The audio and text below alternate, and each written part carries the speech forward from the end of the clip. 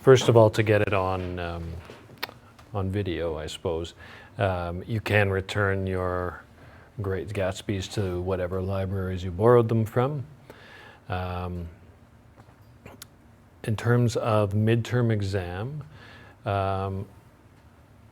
the students at actual university would be writing their midterms right around now, but their term also ends at Christmas. So our term goes until the end of January. So we're not at the halfway point yet. It doesn't line up very well for report cards, but we don't really care about that. You guys will all be fine for report cards. So we will have, I said that to the other half of the class that we would try to have one soon, but that I didn't think that we would have covered enough of the stuff that we need to cover to have it, next week. So probably 2 weeks from now, and by that time it's sort of last half of November. So we'll kind of have it, obviously you'll have a good week's notice to prepare for it, but we'll have it kind of when we get to the halfway point, when we've covered half of the material, or when we've covered the stuff that's on the midterm exam, then we'll have it. So don't worry about it yet. Any other questions before we get into this? Okay, so who's scared now? Feminist literary criticism. Anybody a little scared? No? Good. Tina, you're not scared? Okay, good. This is not to be confused with feminism itself. So we'll talk a little bit about feminism itself and what that is, what that means, but only insofar as, this isn't a sociology class or women's studies class, and if it was, I shouldn't be teaching this section. Ms. Turnley has repeatedly said that she would love to teach this section for me, but then when I ask her if she's free to do it, then she's not. So at some point she will still hopefully come in and talk to you guys about this as somebody who is a little less beardy than me, which might be helpful for the subject, but maybe it's good to get two perspectives. Ideally, what we would be able to do if we weren't both teaching in the same slot was that the two of us would be able to have a conversation up here, and that would be maybe the ideal situation to sort of get through this topic, because we have had good conversations about this in the past, and we might be able to bring you guys to a less scary or intimidating interpretation of what it means. So hopefully at some point we're able to make something like that happen. So I said that A Doll's House was sometimes regarded as the first feminist play, even though it wasn't written by a woman. But feminist literary criticism did not really exist. Feminism itself did, an early form of it at least. But what we're concerned with is the sort of history of looking at works of literature in terms of how they represent or reinforce the traditional sort of hierarchy of the sexes. So let's get into that a little bit. I'm making it sound boring, I'm sure. It's actually not boring. It's actually quite interesting. So I'll try not to make it sound quite so boring. So this resource will help you begin the process of understanding literary theory and schools of criticism. Feminist criticism is concerned with the ways in which literature and other cultural productions reinforce or undermine the economic, political, social, and psychological oppression of women. Tyson is my source for this quote. So far, so good.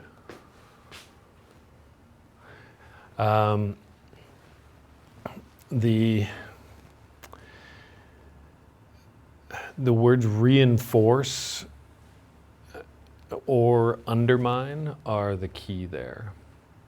So you will hopefully recall that in maybe our second class, something like that, we talked about how in the sort of dawn of the study of English literature, not the writing of it, but the study of it, kind of at the university level, there was a lot of talk about how and from our Eagleton textbook, there was a section about how the collapse of the importance of the church and religion in people's lives had left a void that needed to be filled, and the prominent sort of thinkers, intellectuals thought that literature could fill this void in terms of giving people a common set of values that we could, refer back to and be reinforced by these core works of literature that would all sort of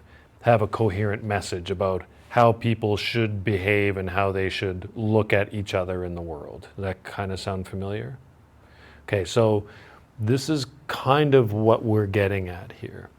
Now, those crusty old guys who were writing that were not thinking about feminism at the time, but feminist criticism is definitely thinking about those guys. And I'll leave that at that mysterious point for now. So we see here that feminist criticism is more or less started in the 1960s. So if you know anything about the history of feminism, there have been very famously 3 waves of feminism with kind of different goals or worldviews. And in recent times, there's been reference to a 4th wave as well, which I am unfortunately not qualified to talk about right now because I don't know enough about it yet. But the advent of feminist criticism sort of corresponds with the 2nd wave of the traditional 3 waves of feminism.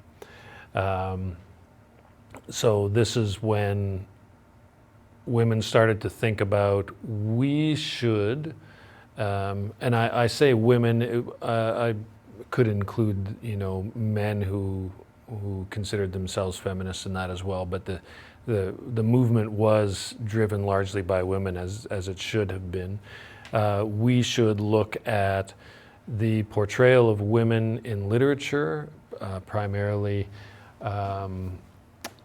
Well, these are the goals here. So how aspects of our culture are inherently patriarchal, which means male-dominated, technically means father-dominated. Matriarchal would be mother-dominated. Strives to expose the explicit and implicit. We know the meanings of these 2 words. Some very careful non-movement of heads, okay? So when I see careful non-movement of heads in answer to a question, I take it that means that you don't know and you would like me to explain, so I will try. It's okay if you don't know things. I need to know that you don't know so that I then know that I should bring you into the know. Sorry, I was a little pleased with myself on that turn of phrase. Okay, so explicit means said specifically, outwardly. Implicit is more unsaid but implied. Okay, enough for that? Okay, so misogyny is what? No, okay, I didn't think I'd have to explain that one. Misogyny is woman hating.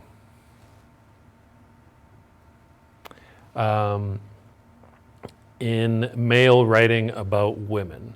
So what we see is that in probably current or recent times, we have much closer to a natural balance of men and women who are writers, authors. Although, given the makeup of this classroom, you might expect there to be a preponderance of female writers. And given the makeup of our universities in the last generation or so, you might expect there to be far more female writers than male writers. I don't know the statistics, but it doesn't seem that way to me yet. But historically, women writers have been a tiny, tiny minority. And if you have given it a moment's thought, you probably have come to that conclusion for yourselves. And so all the mysterious hand reaches in. The door handle can never be too sanitized. So if all of the famous writers in the writers of the literary canon have been men, then that in itself is probably problematic. And when the closer we look at the way that they portray women in literature, then the more problematic we are likely to find it. And so that is the next part, the third part of the main concerns, the exclusion of women writers from the traditional literary canon. So the canon being the traditional sort of model or list of these are the major works of literature. You know, we've got everyone from Shakespeare to James Joyce to F. Scott Fitzgerald and Salinger, and it goes on, and there are not as many women in that list as there should be, probably. Next, biology versus culture. So we talked about this yesterday in class, and it's a concept that there's not going to be a lot of overlap between yesterday's class and today's, so I'm going to make them watch this video. They haven't seen this yet, and you will need to watch the video of yesterday's class as well. But biology versus culture, what I'm talking about here is sex on the one hand and gender on the other hand.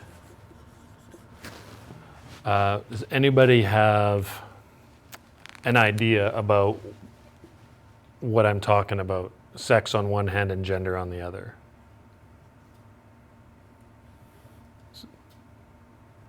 Tina? So sex would be like what you are born as, so your chromosomes. Your chromosomes, yeah. Sex is XX or XY. And then gender would be what you identify as now. Yeah, so gender is more is identity, and more importantly for not for individuals, but for our purposes here, gender has to do with roles. And so there is a really clear connection here. Sex comes from biology, or biology comes from sex, and that's pretty straightforward. The identity and the roles partially come from biology, partially come from culture, we think. So for example, if we're talking about, and if, again, I'm going to simplify this, the gender question, which is not at all simple, into a binary discussion just for the purposes of simplicity at this point. So if we say male and female genders, acknowledging that there are or can be many other variations on that, But just for the purposes of a preliminary sort of introductory discussion into this, we can say that males biologically have more facial hair. Males biologically are larger on average, right? That stuff is uninteresting. Like we have noticed all of that in our years of being alive. But when it comes to the roles that men and women, and so men and women are genders, they're not sexes, right? So everyone who's born with the right equipment doesn't necessarily get to be a quote unquote man. There's a lot of proving that has to go on with that. And the same thing for women. It's almost like a title that you achieve and then have to fight to maintain. So the identity and the roles we think have some connection to biology. For example, the identity that women have as the primary caregivers of children, that is partially at least biology, insofar as women are the ones who possess the womb and so on. So they're the ones that give birth, so there's at least some reason that they are more closely associated with the raising of children. Now, of course, there is no biological reason beyond the first year or so of life with, breastfeeding and that sort of thing, why the man role could not become the primary caregiver of children, right? Like that is more of a cultural thing than a biological thing. But we can say that is at least partly biological because of giving birth and then subsequent breastfeeding. You guys with me so far? So this is the simple, straightforward part. The less simple and less straightforward part becomes, how do male or men and women, how do they act? How are they different in their behaviors? And here's where we're much less sure where it is culture and where it's biology. So, for example, who are boys or girls, and all, using gender terms, there are boys or girls better students? What's been your experience?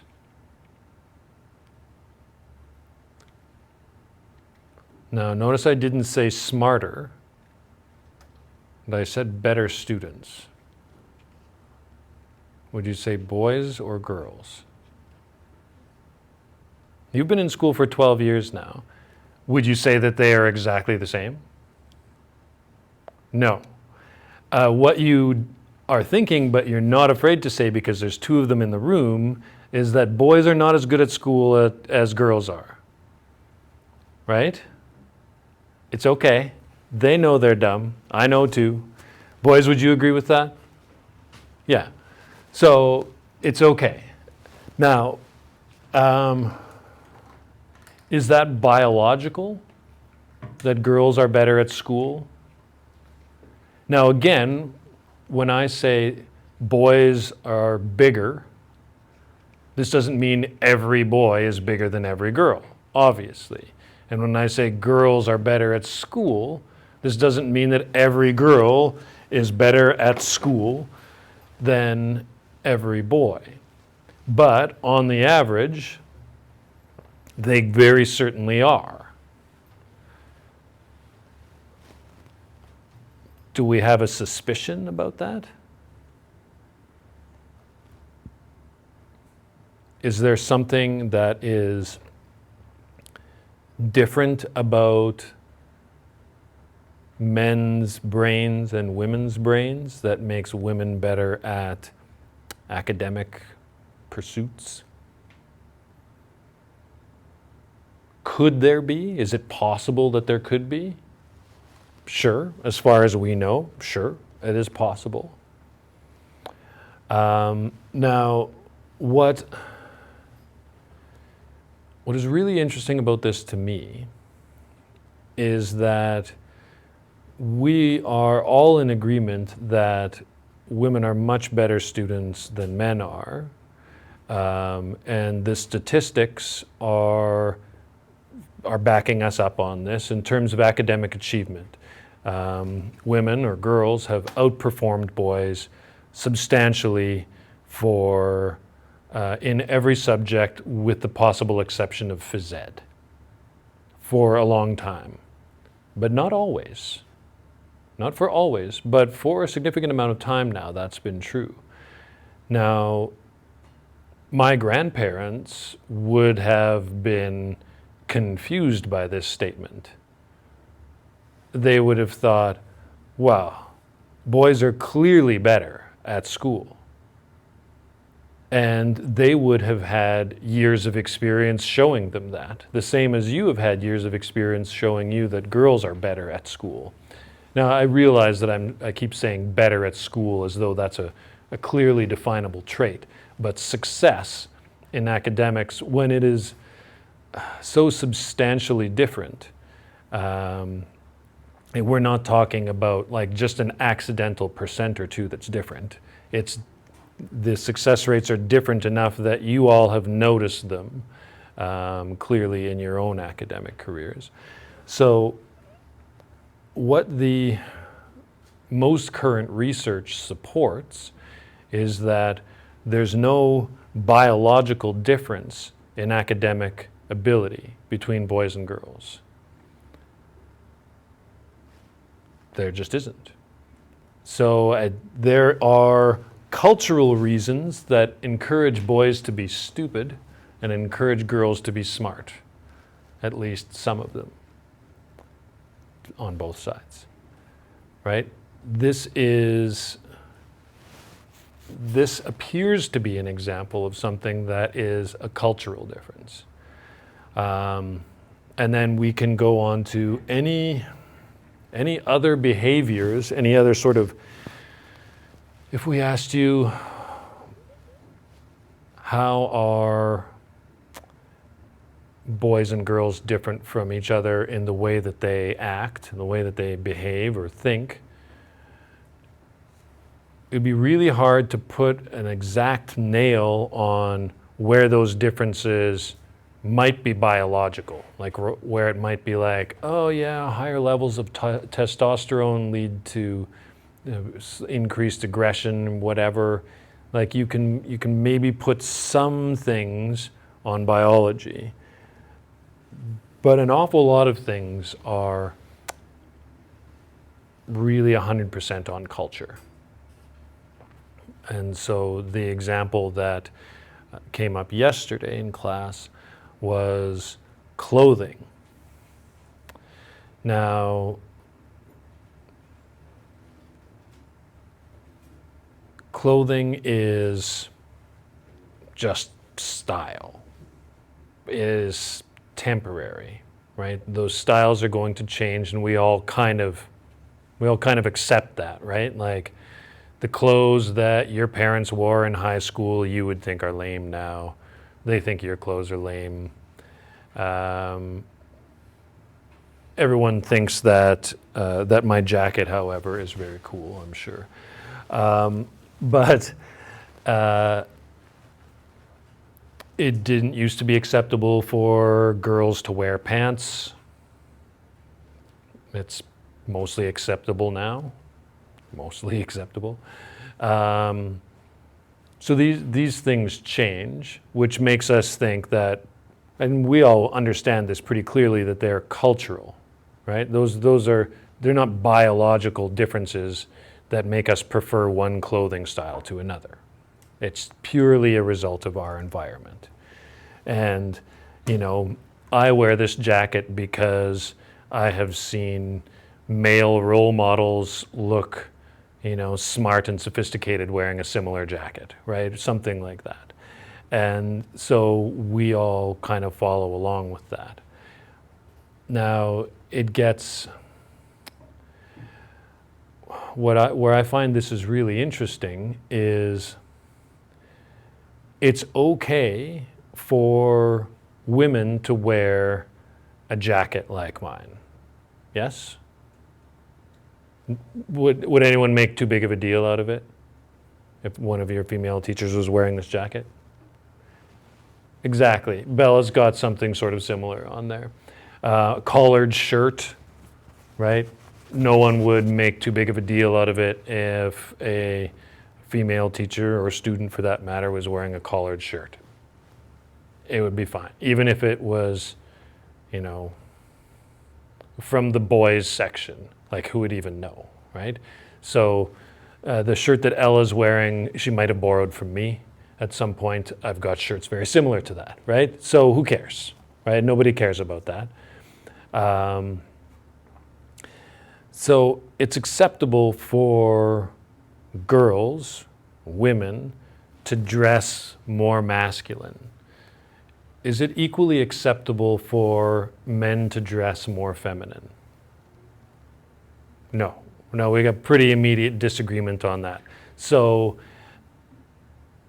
I'm trying to, none of you are dressed flamboyantly enough for me to single you out as an example. But if I was a lot of makeup and wear a dress, you're amused by this notion, and I don't blame you. I'm amused by the notion as well. Would that be anywhere near as acceptable as Ella wearing a shirt that could have been mine? No, we would have difficulty accepting that. And I can almost guarantee, in fact, I'm pretty comfortable saying I can guarantee that I wouldn't have a job teaching you if I was wearing a dress. Now, why is that? Why is it okay for women to dress more masculine? It's not okay for men to dress more feminine. Bella? Because I could be wrong, but lots of women started to dress more masculine to be accepted in the world that was culturally acceptable. Like I did a study on Amelia Earhart in grade 8, and she would dress more masculine to be taken more seriously. And I feel like we've just gone to that other end of the spectrum that just Yeah, so there's a long history. That's exactly where I was going with that. There's a long history of women dressing more masculine in order to be taken more seriously in like the business world. And that has become more and more mainstream to the point where if Turnley wears a blazer like this, nobody even notices. Now, that is women having to try to adapt to a male-dominated world. So that's evidence itself of the existence of the patriarchy that we mentioned, the male-dominated world. But I'm going to suggest that the fact that I can't wear a dress, and I'm not trying to suggest that I want to, but the fact that I can't wear a dress without fearing for my job is even stronger evidence for the patriarchy. Because it's okay for women to want to be more masculine. That's okay. It's understandable, right? We can understand why women would want to be more masculine because masculine is better, right? That is the cultural bias. We cannot understand why a man who can grow a perfectly passable beard would want to be more feminine because feminine is lesser, and that's why it's not acceptable, right? And that is really strong evidence. Like anybody who thinks that the patriarchy doesn't exist in our culture, that's only that something that people in backwards countries have to deal with. All I have to do is ask them if it's okay for me to wear a dress. And that argument is over, right? So it's really strong evidence right there. Okay, so biology and culture, you've got the gist of this. Okay. Am I right in thinking that it would be easier for you to have this discussion with a female teacher? I don't know. I have this thought every year, but and maybe not for Ruben and Jules. For you ladies, probably. So I don't know. Maybe it's better for you two guys that I'm having this discussion with you. And it's less good for you ladies that I'm having this discussion with you. But I'm just glad that somebody is, because it's important. Okay. So, common space in feminist theories. There are, and this is the reason why a lot of you would hesitate before declaring yourselves to be feminists, is that for many complicated reasons, the opponents of feminism have been able to kind of define what it means to be feminist in the public eye, rather than feminists themselves defining what that means. Does that kind of make sense to you? So if you don't know anything about it, what you think a feminist is, that image that you think of has been given to you by the anti-feminists, by the misogynists, by the woman haters. So this is really unfortunate, but it's made possible by the fact that there are a lot of different types of feminism.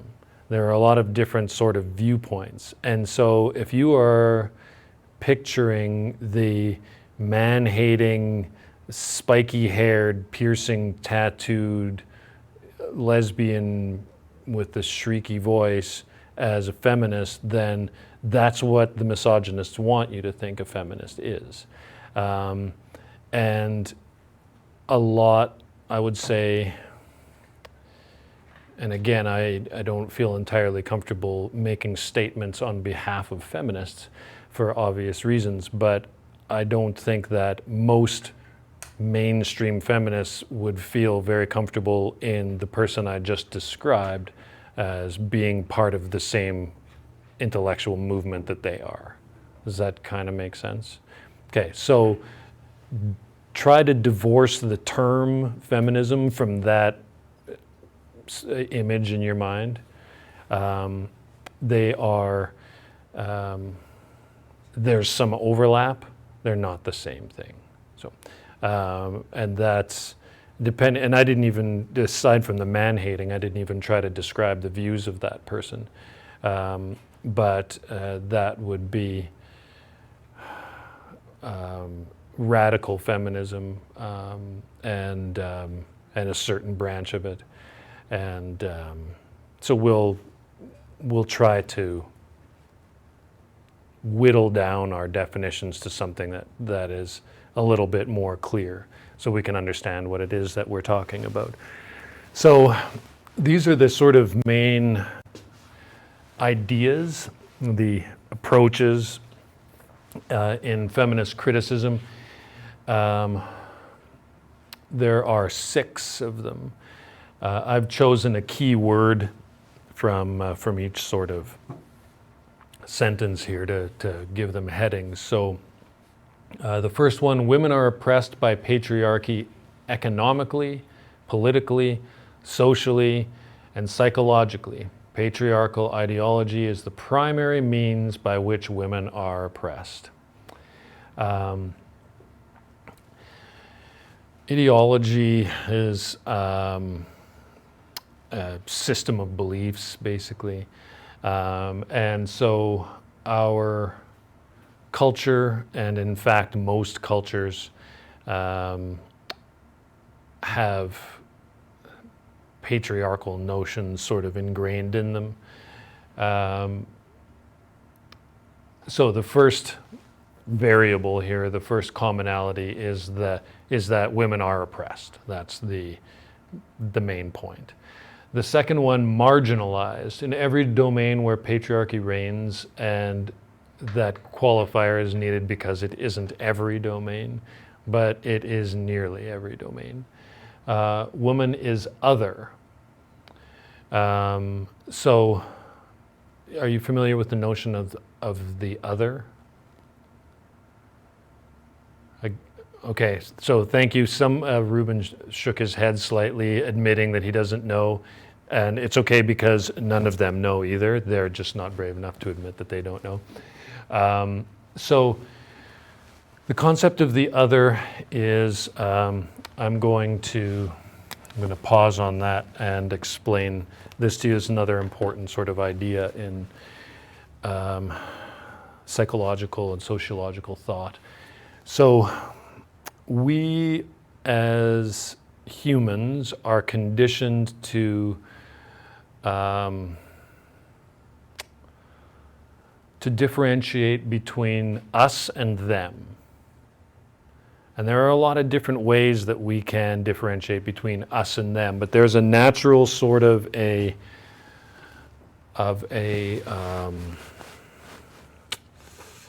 affinity for us, and a natural sort of enmity towards them.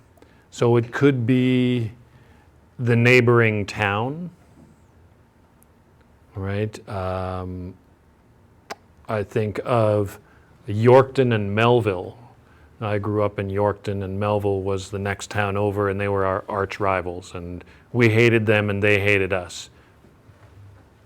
We were exactly the same, but there's not any difference other than that they were the other, and so we hated them. And it could be the other religion or the other church within the religion, that there's an us feeling and a them feeling. They are different than we are. It could be between countries in the world, right? Canada is us, America is them, or any other country. It could be, well, as I said here, it could be gender, it could be sexual orientation, it could be race, it could be language, right? There's so many different others. Now, humans, for whatever reason, and I shouldn't say for whatever reason, there are reasons, and they're complicated and not terribly important to us at this moment. If we have time, another class, we might get into it. But humans like to keep their groups smaller. It's easier for us conceptually. And the competition against the other is always important. And it's part of what gives groups their identity. So, for example, if you've ever thought what makes you Canadian, if not being American is part of that definition, then that's thinking of the other, right? And you're smiling, and of course it is. Of course it is. And and ask me, and I will answer the same way. Maybe I'll have some self-awareness of, my other thinking there. But what this means is that woman is other. So as a woman, even in the culture, large scale or small scale, to which you belong, you are still likely to find yourselves on the wrong side of that. Defined only by her difference from male norms and values. So that is, this is why some women have decided to change the spelling to, it's not the only way, but like M-O-M-Y-N, something like that, so that it's not derivative of the word man to begin with. because even the word almost means like there's man and there's not man. And that's a bit problematic in itself. Now, I don't think that the word itself is that big of a problem, but I'm just saying if you'll come across alternate spellings of the word women or woman, and that's why that exists. Does that kind of make sense? Okay. The ideology, all of Western, i.e. Anglo-European civilization is deeply rooted in patriarchal ideology. For example, in the biblical portrayal of Eve as the origin of sin and death in the world. That is, I don't know how much time you guys have spent in church or Sunday school dwelling on that, but that has always seemed deeply problematic as this I don't know, either symbolically or I don't know that too many people take the whole Garden of Eden scene to be super literal, like it happened exactly like that. But the fact that, it's woman's fault that we have to die and not live in paradise anymore is kind of problematic, like right from day one, right? And that's not only not accidental, but that is probably behind a lot of historical misogyny there. The second three, culture. And we talked about this a bit. While biology determines our sex, male or female, culture determines our gender. And here we have scales of masculine and feminine. Not a binary equation, but there's a sliding continuum of gender on which everyone should feel comfortable somewhere, I guess. Equality, all feminist activity, including feminist theory and literary criticism, which is our point here, has as its ultimate goal to change the world by prompting gender equality. So that is the point. A lot of people will say, well, it's done. Women have equal rights to men. They can vote, and there's no impediment to women holding political offices and all that sort of thing. So it's over. That is, well,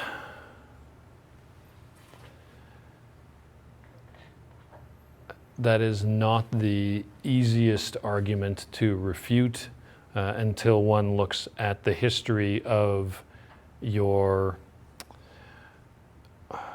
MPs, your mayors, your prime ministers and presidents, your city councils, your corporate CEOs, your newspaper editors, and when you start looking at the first names of all of those people, then the inequality becomes inescapable, I might say. And literature too. Gender issues play a part in every aspect of human production and experience, including the production and experience of literature, whether we are consciously aware of these issues or not. And so our purpose is going to try to be consciously aware of these issues. Now, the reason we're starting out with A Doll's House is that this particular play makes it really hard for us to ignore these issues. So the play is set in Norway 50 years ago, where there are much more clearly defined gender roles than in our current culture, and or current Norwegian culture for that matter. And the rights of women were very much in question. Keep in mind that it has only been 100 years, give or take, that women have been able to vote in most countries in the world. And 100 years is really not very long. And when this play was written, women could not vote and had dubious legal rights and legal rights and laws and things of that nature were very gender specific, and they have continued to be very gender specific in a lot of cases until quite recently.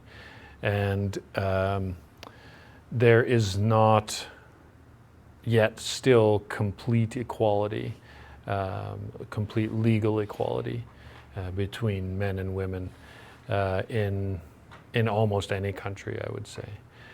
So that continues to be a thing, as they say. Now, before you start reading the play, I'm going to have you read the 2 pieces that I posted yesterday that maybe Zoe has read already, but probably nobody else has read yet. There's one piece, they're both nonfiction, not terribly long. One is an excerpt from a book called Sapiens, which is a sort of a history of the human race. And this the section that deals with gender and gender roles. And so it attempts to explain why the patriarchy has existed so consistently through different cultures and different time periods. It hasn't existed exclusively. There have been non-patriarchal societies, but it has been really quite consistent throughout history and across cultures. And this attempts to look at some different explanations for why that might be and how that has come about. And it finds all of those explanations to be imperfect, we could say. And that's actually the second article. The first one is called Guns and Dolls, although I think I might have saved the file under the name of the chapter that the essay comes from, which is called Gender Matters.